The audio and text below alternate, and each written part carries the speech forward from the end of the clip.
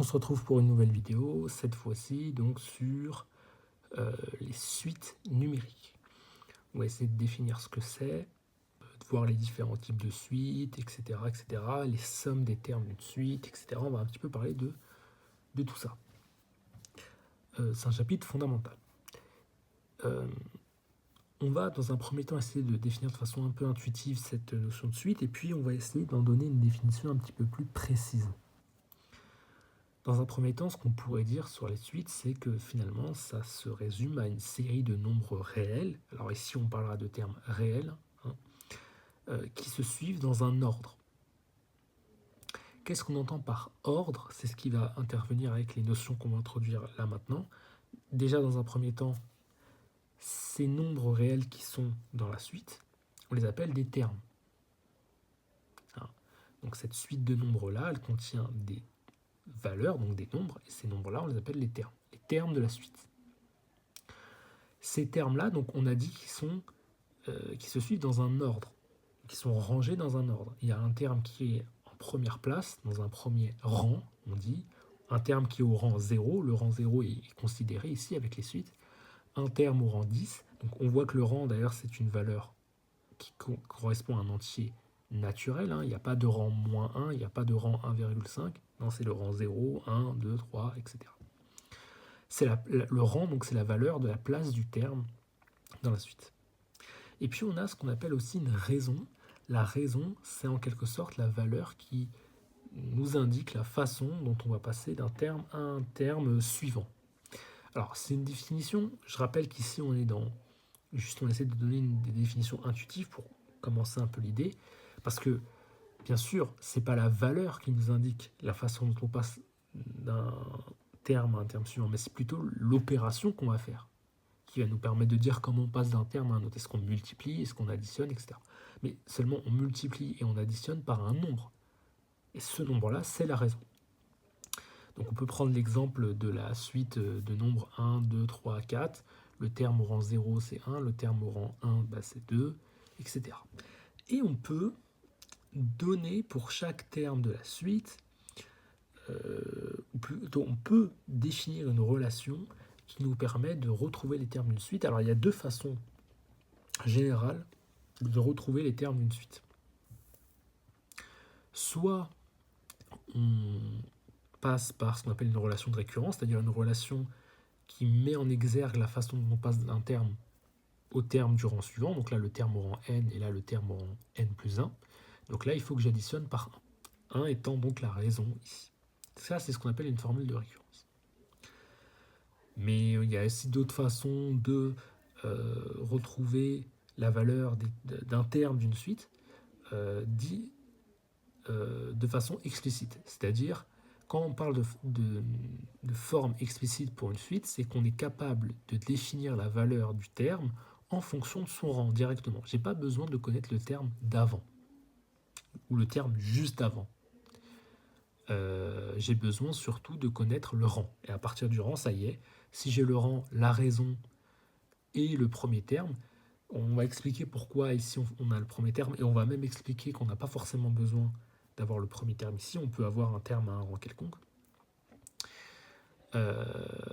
Eh bien, quand j'additionne à ce terme au rang 0, n fois la raison, donc je fais u0 plus 1 plus 1 plus 1 plus 1 plus 1, n fois, je retrouve le terme au rang n. Ici, on est en train d'écrire un type particulier de suite déjà, comme on le verra dans la suite du cours. Donc là, par exemple, le terme au rang 1, c'est u0 plus 1 fois 1. 1, c'est le rang, et puis l'autre 1 ici, c'est la raison. Pour u2, c'est u0 plus 2 fois 1. Oui, parce que je fais u0 plus 1 plus 1. Donc en additionnant 2 fois la raison, eh bien, je retrouve le terme au rang 2. Pour cet exemple-là, je précise. On peut ici décrire de façon générale un petit peu cette forme explicite, parce que finalement, on voit que par exemple, le terme au rang 1, c'est u0 auquel j'ajoute la raison. Et puis u2, pareil, c'est u1, le terme d'avant auquel j'ajoute la raison, sauf que u1, on a dit que c'était u0 plus r.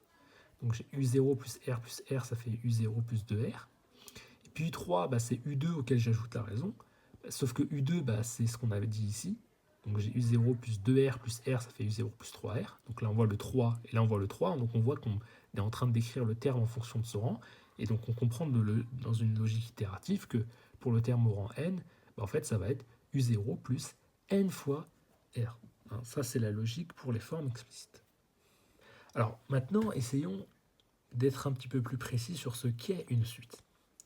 Fondamentalement, on dit qu'une suite, d'ailleurs qu'on note comme ça, avec en général, mais moi j'entrerai pas trop dans ce détail de rigueur en termes de rédaction, c'est pas ça que je veux mettre sur ton exergue ici. Là, on est un petit peu dans une introduction, mais en vérité, une suite, on la note, pour pas confondre la suite et le terme de la suite, eh bien, une suite, on la note donc UN, entre parenthèses, avec l'indice N ici, pour bien préciser qu'on parle de la suite et non d'un terme de la suite au rang N. Parce que si j'écris juste UN, on pourrait se dire, ah oui, mais là, je parle juste du terme au rang N. Donc pour éviter cette ambiguïté, en général, on écrit ça comme ça. Mais moi, je ne l'écrirai pas tout le temps comme ça, pour ne pas alourdir l'écriture, et j'essaierai d'être explicite dans mon propos pour pas qu'il y ait la confusion. Une suite, en fait, elle est définie comme une application. Alors, je vais plutôt dire comme une fonction pour ne pas rentrer dans les termes un peu trop techniques, puisque les fonctions sont des termes qu'on connaît bien maintenant avec les vidéos que j'ai faites là-dessus. Et une application, la différence entre une application et une fonction est assez légère en vérité. Il y en a une, mais elle est légère. Donc, dire une fonction, c'est pas je pense que c'est pas un abus de langage ici. En tout cas, dans cet esprit un petit peu d'introduire les choses sans rentrer dans le détail, en tout cas. Donc, je dirais que voilà, c'est une fonction qui, à une valeur de rang n, va associer un terme un de la suite un. On avait bien dit que le rang, c'est une valeur entière, et le terme de la suite, c'est un réel. Ça peut être un entier, comme ça peut être un nombre décimal ou un nombre irrationnel, peu importe. Donc voilà plus spécifiquement ce qu'est une suite. C'est une fonction qui a un entier naturel n qui correspond au rang, va associer un terme qui se trouve à ce rang-là. Et c'est pour ça d'ailleurs que on pourra aussi représenter graphiquement des suites. On va pas trop voir ça ici dans ce cours, mais en tout cas, sachez qu'on peut. Sauf que comme les termes en abscisse ne sont pas des réels mais des entiers, on va avoir non pas des graphes avec des points qui se suivent de façon continue, mais des points un petit peu répartis de façon discrète, c'est-à-dire assez bien séparés. Les points ne seront pas vraiment collés en fait.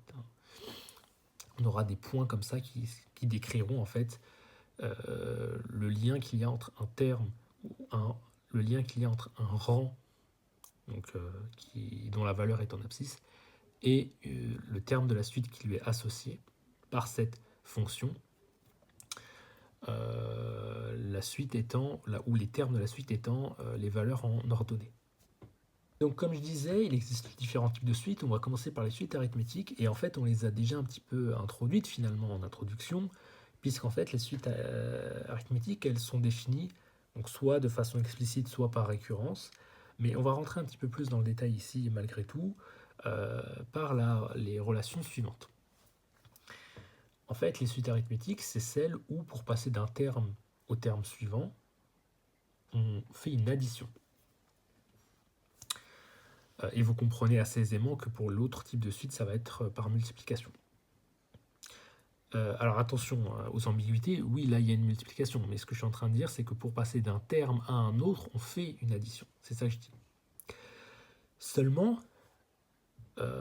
pour passer, ou pour par exemple décrire explicitement le terme d'une suite, je rappelle que définir explicitement le terme d'une suite, c'est le définir au travers d'une relation dans laquelle on retrouve le rang du terme que l'on veut exprimer. C'est-à-dire que je peux exprimer le terme directement en fonction de son rang et non pas en passant par une relation de récurrence où j'ai besoin du terme d'avant pour pouvoir décrire le terme que je cherche. Mais en vérité, je ne suis pas obligé, pour décrire explicitement le terme d'une suite, de passer par le terme au rang 0.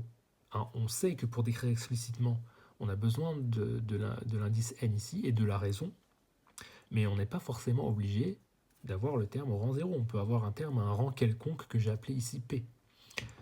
Euh, donc tout d'abord, on va essayer d'expliquer la logique pour chacun des cas, et après on va essayer de voir un petit peu plus spécifiquement la construction logique qui nous permet de déduire ces formules-là. Pour la première, donc, on peut imaginer que si je veux trouver par exemple le 150e terme après U0, eh bien je peux passer d'un terme à un autre en ajoutant la fameuse raison R. Et si je veux passer du 0e terme au 150e, bah, il faut que j'ajoute 150 fois le terme R, hein, soit 150 fois R. Pour la deuxième, bah, c'est la formule explicite, hein, lorsqu'on ne veut pas commencer à partir de U0, comme je le disais. Et donc si je cherche combien de fois je dois répéter la raison R pour passer, par exemple, de U15, le terme au rang 15, à U120, comme il y a entre UN c'est ça, et UP un écart de 120 moins 15, donc N moins P, donc c'est-à-dire il y a un écart de 105 rangs, rang avec un S, j'ai oublié d'ailleurs, je dois répéter donc, du coup 105 fois, c'est-à-dire N moins P fois, la raison R, pour passer du terme U15 à U120, et c'est exactement ce qu'on retrouve ici, dans la logique. On peut le mettre en exergue aussi dans une logique qui est un peu plus une logique de récurrence. Hein. Par exemple, en commençant à U1, on ajoute n fois R à U1 pour tomber sur le terme UN plus 1, donc le terme suivant, etc., etc., etc. Et donc là, vous voyez que je n'ai pas forcément commencé par U0, et pourtant j'ai réussi à définir explicitement le terme de la suite dans ce qu'on a fait avant. Mais on peut aussi le faire par la relation de récurrence. Hein. Donc en fait, c'est par une logique itérative qu'on va arriver à cette formule-là. Vous voyez que pour le cas U1, on voit très bien ce que ça donne. J'ai bien souligné aussi pour bien mettre en exergue le lien ici qu'il y a avec les rangs, et donc pour montrer qu'en fait on est avec une forme explicite, puisqu'on peut retrouver le terme UN plus 1 en fonction de son rang. Et dans cette logique itérative, je peux le faire pour n'importe quel rang n et déduire cette logique-là en m'inspirant de ce cas particulier que je généralise ici, mais dont on va voir en fait que ça se généralise de façon finalement très instinctive. Alors maintenant les suites géométriques, alors elles sont définies par la relation de récurrence suivante. On va voir qu'il y a aussi une forme explicite, mais c'est toujours bien de commencer par la relation de récurrence parce que c'est la plus simple. Et là, on rappelle que c'est une définition, hein, donc il n'y a pas forcément de préalable là-dessus, c'est comme ça qu'on définit. Il n'y a rien à démontrer spécifiquement, c'est une définition. Définie, donc ici par récurrence. Le terme de récurrence, on va le voir dans un autre cours lorsqu'on parlera de la démonstration par récurrence, qui est d'ailleurs souvent mal comprise, et j'expliquerai pourquoi. En tout cas, ici, voilà comment on définit le passage d'un terme au terme suivant. Bah, on le fait par la multiplication par un terme qu'on va appeler la raison, mais la raison, cette fois-ci, pour les suites géométriques. C'est la valeur qui va nous permettre de faire le passage d'un terme au terme suivant. Où Q donc est la raison de la suite géométrique. Souvent on l'appelle Q pour le différencier du R qu'on utilise pour les suites arithmétiques. Hein.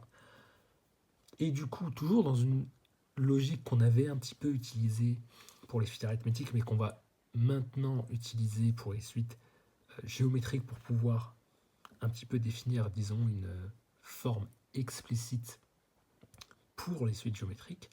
Si on prend par exemple le terme au rang 1, bah, U1 c'est Q fois U0. Et puis là, U2 bah, c'est Q fois U1, sauf que U1 bah, c'est Q fois U0, donc je peux remplacer U1 par son expression. Mais là, comme j'ai que des multiplications, alors attention, il n'y a pas de distribution à faire, hein, parce que c'est pas une addition que j'ai à l'intérieur, mais une multiplication. Je multiplie tout. En fait, les parenthèses sont théoriquement inutiles, mais si je mets les parenthèses, c'est juste pour bien indiquer que ce qui est à l'intérieur, c'est U1. Et donc là, j'ai Q au carré fois U0. Et puis U3, bah, c'est Q fois U2, sauf que U2, bah, c'est ça. Donc je remplace et j'ai ça. Vous voyez que là, j'ai 3. Là, j'ai l'indice 3. Là, j'ai l'indice 3. Donc en fait, je vais quand même pouvoir réussir à définir une forme explicite pour ma suite géométrique, qui va m'amener donc dans cette logique itérative au fait que UN soit égal à Q puissance N fois U0. Donc voilà une forme explicite pour les suites dites géométriques. Donc on voit, l'idée est très simple et très claire. Donc quand on a une suite, la question qu'il faudra se poser dans un premier temps, c'est quel type de suite. Voilà. Alors, après, il y a autre chose qu'on va voir, et cette autre chose, alors, au début, quand on le découvre, on ne comprend pas forcément tout de suite l'intérêt particulier. Alors oui, c'est intéressant, le résultat qu'on va trouver là dans quelques instants, mais au début, on se dit, mais pourquoi, qu'est-ce qu'il y a de si intéressant de ça? Ça, on le voit plus tard en général quand on étudie les maths, le fait que quand on veut faire des sommes de termes d'une série de nombres, eh bien quand on a des formules qui nous permettent directement d'avoir le résultat, c'est très pratique. On va voir le cas de la somme des termes d'une suite. On va commencer par le cas des suites arithmétiques, qu'un S j'ai oublié encore, et ici, on va commencer par un cas particulier qui est celui de la somme des entiers naturels. C'est un cas particulier de suite arithmétique puisque pour passer d'un terme au terme suivant, on ajoute 1. Seulement, vous imaginez bien qu'on ne va pas s'amuser à faire 1 plus 2 plus 3 et de calculer comme ça à la main. Alors aujourd'hui, on pourrait le faire avec les machines, mais on peut le faire très vite. Ce truc-là, on peut très vite trouver le résultat de cette grande somme qu'on note avec ce symbole, qu'on aura l'occasion de retrouver et sur laquelle je ferai peut-être une vidéo pour montrer un peu quelques propriétés, parce que en fait ce symbole somme il apparaît dans pas mal de trucs. On va le retrouver par exemple dans les probabilités, on va le retrouver dans les suites, voilà, donc on va le retrouver dans pas mal d'endroits en vérité. Donc c'est un symbole qui vient juste condenser cette écriture là. Au lieu d'écrire tout ça avec des petits points, on écrit directement ça. Donc I c'est l'indice que je vais faire varier. Donc cet indice va prendre 1, puis 2, puis 3. Et qu'est-ce qu'il y a entre 1, 2, 3? Il y a une somme. Et ce symbole-là, ça vient dire qu'on est en train de faire la somme de chaque i. Donc quand i égale 1, je vais avoir donc 1. Pour le i suivant, je vais faire l'addition. Je vais faire 1 plus 2, puis i va passer à 3, et je vais faire l'addition avec ce qu'il y avait avant, etc. etc. Voilà ce que représente ce symbole. Alors, cette somme-là, donc elle apparaît donc comme ça, mais je peux aussi l'écrire comme ça, c'est-à-dire je peux partir de ce terme-là et puis faire la somme. On sait qu'en changeant l'ordre, ça ne va pas changer le résultat ici. Et donc l'idée, et ça c'est une idée qu'on va souvent retrouver en termes de stratégie pour pouvoir retrouver la valeur d'une somme, c'est en fait d'additionner cette somme, qui est la même en fait, mais d'additionner terme par terme. Donc n plus 1, n-1 plus 2, etc., etc. Et donc je vais avoir s plus s, c'est-à-dire cette somme-là plus cette somme-là, c'est-à-dire 2 fois s. Et je vais additionner terme par terme. Donc le premier avec le premier, le deuxième avec le deuxième, etc. Ça me donne ceci. Donc ça vaut 2s. Et puis ça c'est quoi? 2 plus n-1, 2 moins 1 ça fait 1. Donc j'ai n plus 1 encore. Et en fait à chaque fois je vais avoir n plus 1. Combien de fois je vais avoir n plus 1? Eh bien je vais avoir ça n fois. Parce que ma somme elle va de 1 à n. C'est-à-dire que je commence du premier terme jusqu'au nème terme. Donc j'ai bien n termes. Le premier, le deuxième, le troisième, etc. et le nème. Donc je vais faire cette somme-là n fois. Et c'est ça qui va nous amener vite au résultat. Car j'ai donc 2 fois s qui vaut donc n fois cette n plus 1, c'est-à-dire n plus 1, plus n plus 1, plus n plus 1, et cela n fois. Et si j'isole s en divisant tout par 2, j'ai la valeur de la somme. C'est-à-dire que cette somme-là, dont je parlais au début, elle vaut ceci. Donc j'ai juste finalement à prendre le terme au rang n, et son rang, je vais l'utiliser ici. Et donc par exemple, si je veux faire la somme du terme 1 jusqu'au terme numéro 150, eh bien je vais faire 150 fois 151 divisé par 2. Et le résultat, ça va me donner la valeur de la somme. C'est-à-dire de la somme 1 plus 2 plus 3 plus 1 jusqu'à 150. Donc le résultat de cette somme, je peux l'avoir directement avec cette formule. Alors, c'est un cas particulier, mais en fait, on va voir que pour les suites, que ce soit arithmétique ou géométrique, peu importe, on peut déterminer la valeur de la somme, en fait, même pour des cas qui ne sont pas particuliers. Et on va commencer avec un cas un peu plus général déjà, et puis on va être encore plus général pour le troisième cas. Dans le second cas, donc on va faire la somme des n plus 1 premiers termes d'une suite arithmétique, en considérant U0 dans la somme. Alors, pourquoi n plus 1 ? Parce que là, je commence avec 0. Donc, j'ai le premier terme qui est au rang 0, le deuxième terme qui est au rang 1, et le n plus 1e terme qui est au rang n du coup. Et donc, ici, on va un petit peu procéder de la même façon, mais cette fois-ci, on va être un peu plus général. Donc, j'ai la somme ici des termes que j'exprime dans les deux sens. J'ai ce sens-là, et puis j'ai ce sens-là, donc c'est-à-dire que je commence avec ce terme-là ici, dans l'autre sens. Et donc j'ai mes deux sommes qui valent la même chose, d'accord ? Et donc je vais les additionner, encore une fois, terme par terme. Et là, regardez, on va réutiliser ce qu'on avait vu avant. Donc là, j'ai U0 plus UN. Là, j'ai U1 plus UN moins 1. Tiens, mais en fait, déjà UN, on sait que c'est U0 plus N fois R. C'est la forme explicite pour le terme au rang N. U1, c'est U0 plus 1 fois R. C'est sa forme explicite. UN moins 1, j'utilise aussi sa forme explicite. Donc là, quand je fais le calcul, là, j'ai 2 fois U0 plus N fois R.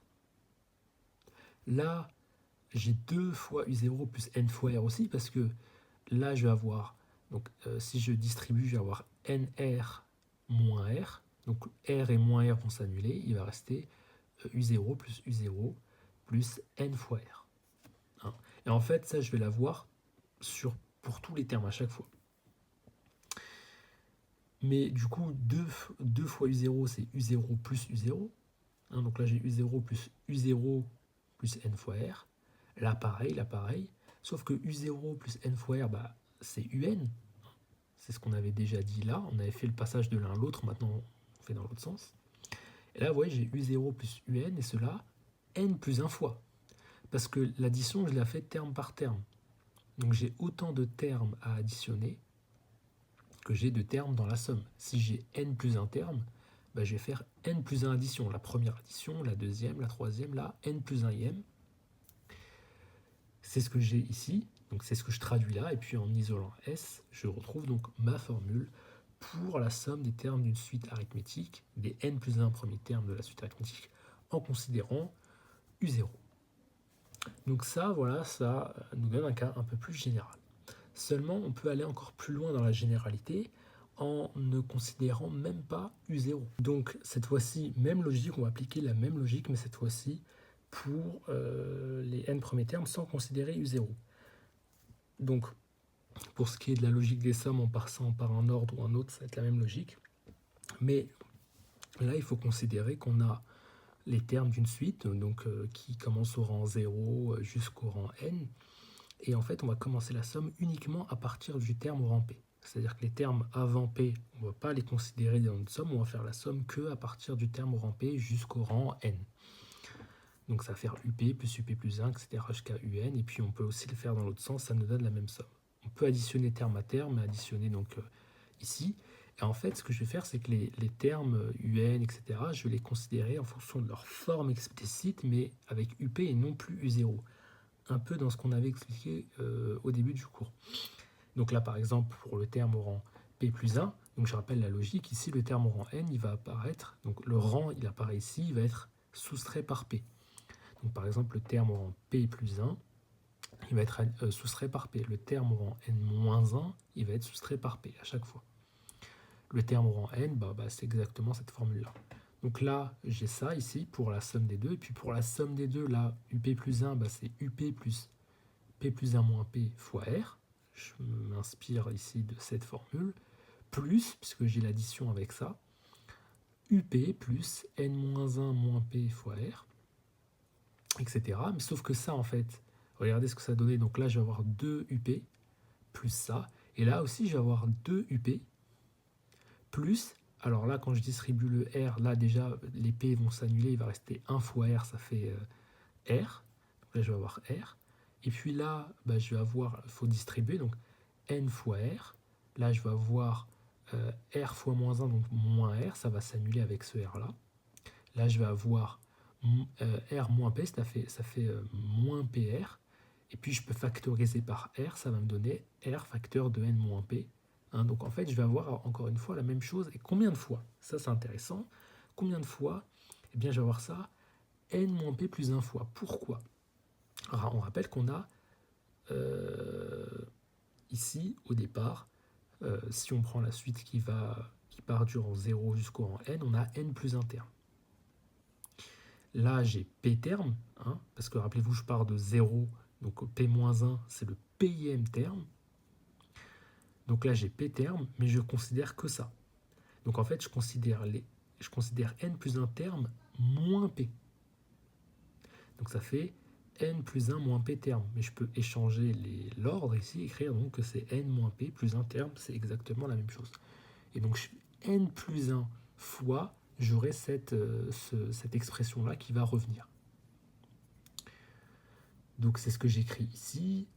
Je peux changer l'ordre si je veux. Là, je peux décomposer le UP pour bien voir qu'en fait ici j'ai UN. Ça, c'est la forme explicite de UN, mais sans le U0. J'isole S, et puis j'ai la formule encore plus générale ici. Donc voilà l'idée. Alors maintenant, on va essayer de retrouver des formules de somme pour les cas, les suites dites géométriques. Il y a des choses qui vont se ressembler en termes de logique, par exemple le fait qu'on va on va considérer la somme de 2 façons différentes, d'accord? Seulement, je vais préciser quelque chose. Et on ne va pas faire exactement la même chose qu'ici, à savoir additionner. Là, on va plus être dans une logique de factorisation, comme vous allez le voir. Alors, on rappelle, hein, S, c'est U0 plus U1 plus nanana, c'est la somme. Il ne faut pas confondre les choses, attention ici. Là, on est en train de parler de somme. Donc, en fait, on est en train d'additionner les termes. Pour des suites géométriques, c'est juste que j'ai une suite géométrique, c'est-à-dire que j'ai ma fameuse relation pour chaque terme, sauf que moi, ce que je veux, c'est faire la somme de ces termes-là. Que ce soit une suite arithmético-géométrique, je fais la somme des termes. Seulement, vous allez voir que la somme des termes d'une suite géométrique, elle ne se formule pas de la même manière, comme on va le voir avec la formule qu'on trouvera à la fin. Là, ici, on est dans un cas particulier avec U0, on considère U0, mais après, on va voir un cas plus général. On rappelle donc que U1 c'est ça, UN c'est ça, hein, c'est les formules explicites. Qu'est-ce que je vais faire? Regardez la technique. L'idée, ça va être de passer par ce qu'on appelle une logique de télescopage, c'est-à-dire que on va simplifier énormément de termes. C'est une technique qu'on utilise en général avec les termes d'une suite géométrique. Donc là, par exemple, si je prends la somme S, je la réexprime comme ça, c'est exactement la même chose. Hein. Et bien, si je la multiplie par Q, la raison, je vais avoir donc Q fois U0, Q fois Q fois U0, c'est-à-dire Q carré fois U0, etc., etc. Vous voyez bien maintenant que si à cette somme-là, j'enlève Q fois ça, on va avoir ça qui va simplifier, ça qui va simplifier avec le Q puissance N U0 qui arrive juste avant. Et donc en fait, on va avoir plein de simplifications. Donc je réécris cette soustraction-là. Donc S, c'est tout ça. Plutôt tout ça, c'est la même chose. Moins Q fois S, c'est-à-dire moins tout ça. Je distribue le moins, et en distribuant le moins, on voit qu'il y a plein de choses qui vont se simplifier. D'accord? Tout va se simplifier. Sauf, bien sûr, Qn plus 1, parce qu'il n'y a pas du n plus 1 ici, et il n'y a pas du U0 tout seul ici. On a plutôt Q fois U0 ici. Donc vous voyez, toutes ces simplifications, c'est ce qu'on appelle du télescopage. Et là, il va nous rester uniquement le premier terme de la somme qui a été soustraite et le dernier terme de la somme, cette somme-là, qui soustrait. Donc on a ici U0 moins ceci. Et là, on voit qu'on peut factoriser par U0, et ici, bien sûr, on voit qu'on peut factoriser par S. Et en isolant S, on a cette formule, alors bien sûr pour Q différent de 1, sinon on diviserait par 0, parce qu'on aurait 1 moins 1 égale 0. Et petite remarque, si U0 est égal à 1, c'est un cas encore plus particulier, on a en fait que cette somme-là, elle vaut ceci uniquement, puisqu'on a 1 fois ça, c'est-à-dire juste ça. Donc ça, c'est un peu la logique, cette fois-ci pour les cas des suites géométriques, pour faire la somme. Et on va appliquer cette même logique de façon encore plus générale, c'est-à-dire sans considérer U0. Il y a une logique qui va se ressembler ici. C'est juste qu'on va la forme explicite sera sans le U0. Finalement, c'est pas plus compliqué, hein. Donc j'ai les termes ici, donc je fais leur somme, d'accord. Et puis UP, moi je vais le laisser, hein. UP plus 1, c'est Q fois UP, c'est-à-dire UP plus 1, c'est quoi? C'est UP auquel que je multiplie par Q pour passer au terme suivant qui est justement UP plus 1. Donc UP plus 1, il vaut Q fois UP. Et cette logique, je la répète, alors attention, c'est là la petite subtilité, c'est que le terme au rang n, si je commence à partir de UP, ou si je veux exprimer explicitement le terme au rang n en commençant à partir de UP, ça va être Q fois n-1, ou plutôt Q puissance n-p fois UP. Attention, ça c'est le nombre de termes qu'on a entre UP et UN. Au début, on avait juste n parce qu'on considérait le nombre de termes qu'il y avait entre U0 et UN, puisque la forme explicite qu'on utilisait faisait intervenir U0. Maintenant, ça fait intervenir que UP. Vous voyez que UN, c'est Q puissance n-p fois UP, et pas U0 ici. Comme je pars à partir de UP, j'ai donc entre UP et UN n-p termes, et donc ce UP là, je dois le multiplier par Q, et cela n-p fois, pour arriver jusqu'au terme UN. Et donc là, je multiplie cette somme par Q, je fais la soustraction, et évidemment, avec les simplifications qui vont se faire, il va me rester que ça. C'est comme dans la logique d'avant. Je factorise par S ici, je factorise par UP ici. J'isole S, j'ai donc ma formule générale pour la somme des termes des n plus 1 premier terme d'une suite géométrique sans considérer U0. Donc on a quelque chose d'extrêmement général ici. Et donc voilà l'idée. Donc finalement, là on a vraiment essayé de déblayer un peu le terrain des suites, de voir qu'est-ce que c'est, les différents types de suites. Et puis ce qu'on peut faire, vous voyez que pour les sommes, on a réutilisé pas mal de propriétés qu'on avait vues au début du cours, à savoir les formes explicites, etc., etc. Il y a encore énormément de choses à dire en vérité sur les suites, mais je pense que ça fait une bonne entrée en matière. Et puis, on verra dans un autre cours ce qu'on appelle les suites arithmético-géométriques. C'est des suites qui sont définies par une relation qui fait intervenir de la somme et de la multiplication, donc une sorte de combinaison de suites arithmétiques et géométriques. On va essayer aussi de déduire des formes explicites, etc., etc. Donc on va aussi essayer de déterminer des différentes formes, par exemple une forme explicite d'une suite arithmético-géométrique, par exemple. Voilà, ça va permettre de compléter un peu ce chapitre sur les suites. Donc le plus important, quand on travaille sur les suites, c'est dans un premier temps de bien repérer de quel type de suite on parle. Parce que parfois, les subtilités, elles sont très, très fines et il peut arriver que parfois on ait du mal à savoir est-ce qu'on est plutôt avec une suite arithmétique ou plutôt avec une suite géométrique, etc. Et quand on est avec des sommes, ça peut être encore moins évident de faire le distinguo. Donc voilà, après le reste, c'est tout simplement de la manipulation. Donc voilà.